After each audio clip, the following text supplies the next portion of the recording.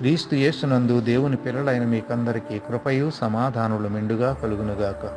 ఈ ఉదయం కొరకు ప్రభువు అనుగ్రహించిన తన జీవపు వాక్కు మీకా గ్రంథం 6వ అధ్యాయం 8వ వచనం. మనుష్యుడా, ఏది ఉత్తమమాది నీకు తెలియజేయబడి ఉన్నది.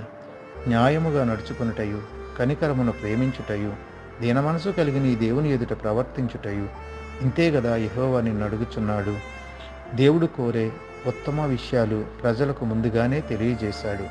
సామాజిక శ్రద్ధ. క్రైస్తవులు, దేవుని పిల్లలు తమ సొంత జీవితాలలోనూ మానవ సమాజంలోనూ క్రీస్తు చిత్తాన్నే అత్యున్నతమైనదిగా పరిగణించబద్దులై ఉన్నారు. యేసుక్రీస్తులో దేవుడు బయలుపరిచిన రక్షణ మూలముగా వ్యక్తి జీవితం రూపాంతరం పొంది ఆ అనుభవంలో వేరుపారి స్థిరపడినప్పుడు సమాజ వికాసానికి, మనుషులలో నీతి స్థాపనకు ఉపయోగపడుతుంది. అట్టి కృప దేవుడు మనందరికీ అనుగ్రహించునుగా.